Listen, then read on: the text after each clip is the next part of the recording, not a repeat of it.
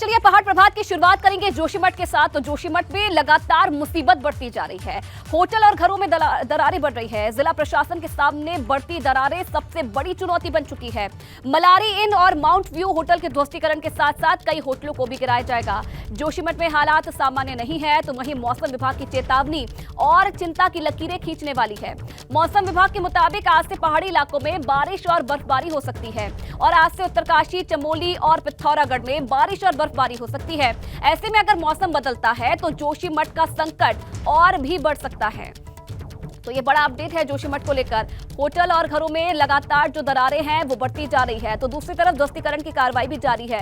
Hotel Malari इन और mount view को ध्वस्त किया जा रहा है, लेकिन जो दूसरे होटल्स हैं, जो दूसरे घर हैं, वो भी अब कहीं ना कहीं प्रशासन की चिंता बढ़ा रहे हैं, क्योंकि लगातार जो घर है वहां पर दरारें बढ़ती जा रही है। और इस बीच मौसम विभाग की तरफ से ये चेतावनी दी गई है कि आने वाले समय में जोशीमठ में बर्फबारी और बारिश हो सकती है, जो कि प्रशासन के सामने एक बड़ी चुनौती बन सकता है। कई होटल को आगे आने वाले समय में गिराया जाएगा, लेकिन अभी इन दो होटलों पर कार्रवाई की जा रही है और ये माना जा रहा है कि अभी 7 से 8 दिन का वक्त और इन दोनों होटलों को गिराने में लग सकता है। तो दूसरी तरफ कई जगह, कई गांव भी ऐसे हैं जहां पर आने वाले समय में और जो संकट बढ़ सकता है। और चलिए देहरादून से एक बड़ी खबर आपको बता दें। जोशीमठ संकट पर सरकार राहत पैकेज तैयार कर रही है। धामी सरकार केंद्र सरकार को इस हफ्ते प्रस्ताव भेज सकती है। 1500 से 2000 करोड़ का ये अंतरिम राहत पैकेज हो सकता है। एक्सपर्ट कमेटी की रिपोर्ट के बाद फाइनल प्रस्ताव भेजा जाएगा। तो देखिए, सरकारें भी एक्टिव हैं और अब ये जानकारी मिल रही है कि जोशीमठ संकट पर सरकार पैकेज तैयार कर रही है। धामी सरकार की तरफ से केंद्र सरकार को इसी हफ्ते प्रस्ताव भेजा जा सकता है, जिसमें 1500 से 2000 करोड़ का यह अंतरिम राहत पैकेज होगा और एक्सपर्ट्स कमेटी की रिपोर्ट के बाद ही जो फाइनल प्रस्ताव है उसे केंद्र सरकार को भेजा जाएगा।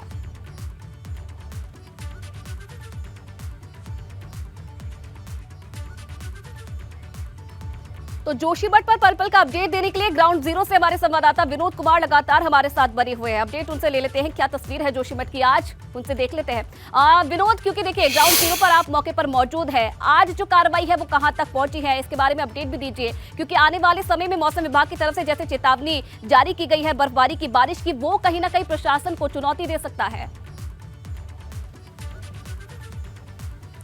बिल्कुल, देखिए आयुषी खराब मौसम जरूर जिला प्रशासन और तमाम टीमों को चुनौती दे सकता है। आज एक तरफ तो तमाम होटलों को तोड़ा जा रहा है, लेकिन जो सबसे बड़ा खतरा अभी बनता जा रहा है, यानी सबसे जो बड़ी दरारें हैं वो PWD गेस्ट हाउस में बढ़ती जा रही है और आज इसको भी ध्वस्त करने की कार्रवाई यहाँ पर शुरू हो गई। आप देख पा रहे हैं ये तस्वीरें PWD गेस्ट हाउस की है, जिनको तोड़ने का क्रम जारी है।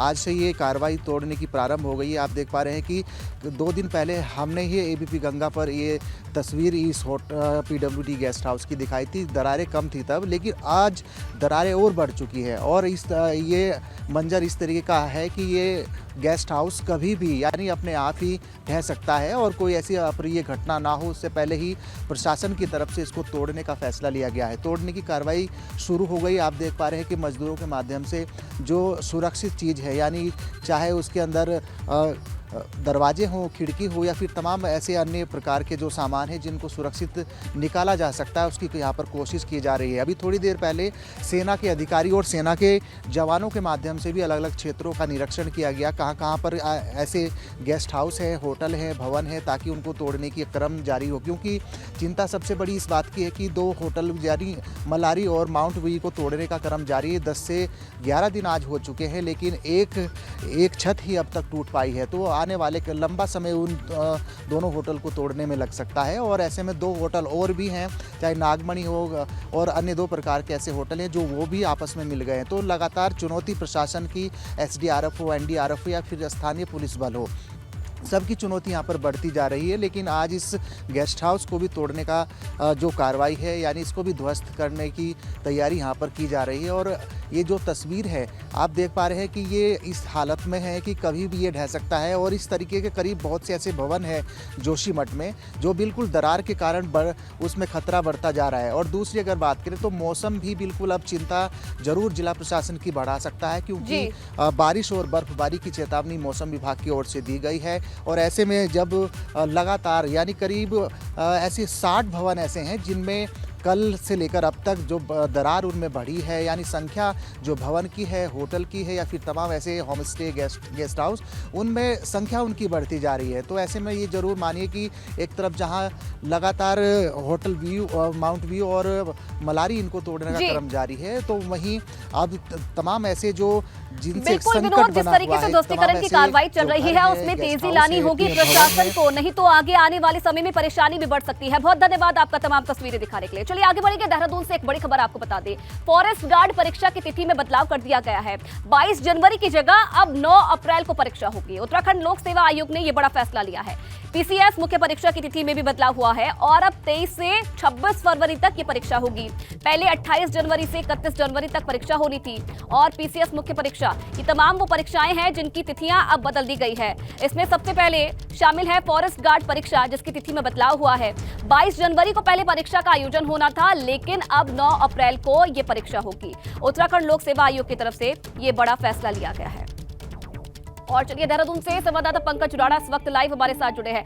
पंकज, परीक्षाओं की तिथियों में बदलाव किया गया है, कौन कौन सी परीक्षाएं ऐसी हैं जिनकी तिथियों में बदलाव हुआ है?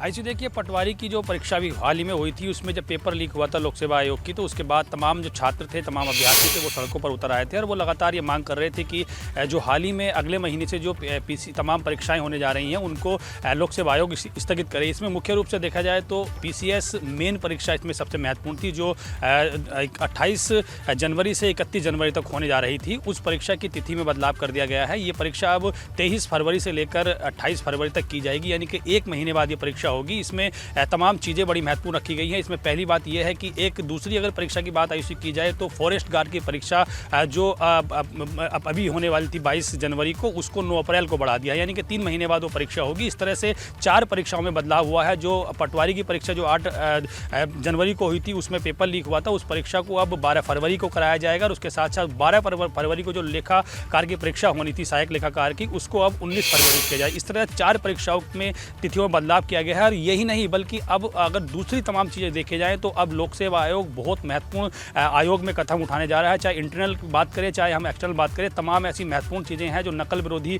अब आयोग के अंदर होने वाली है। क्योंकि जो आयोग के ही एक कर्मचारी जो इस पेपर लीक मामले में पकड़े गए थे, उसके बाद आयोग पूरी तरह सतर्क है। वो चाह रहा है कि किसी भी तरह से आयोग के अंदर किसी भी बाहरी व्यक्ति का प्रवेश ना हो और सीसीटीवी कैमरे की निगरानी में जो परीक्षाओं के पेपर रखे जाते हैं या परीक्षाएं कराई जाती हैं, उन तमाम महत्वपूर्ण चीज़ों को बड़ी महत्वपूर्ण तरह से रखा जाएगा ताकि किसी तरह की पेपर लीक की बात सामने न आए। आयोग आने वाले दिनों में जो आगामी परीक्षाएं हैं उसके लिए एक नया कैलेंडर जारी करेगा और अलग अलग तिथियां उनके बदलाव किया जाएगा। क्योंकि लगातार जो छात्र थे वो ये मांग कर रहे थे कि परीक्षाओं में जो पेपर लीक हुआ था उसकी जांच पहले कंप्लीट हो लेनी चाहिए। जो भी आरोपी हैं उनको एसटीएफ या जो भी संस्था उनकी जांच कर रही है उसको गिरफ्तार वो कर लें, उसके बाद ही जो परीक्षाएं आयोग कराया जा रहा था उनको आयोजित कराया जाए। लेकिन इसमें सबसे महत्वपूर्ण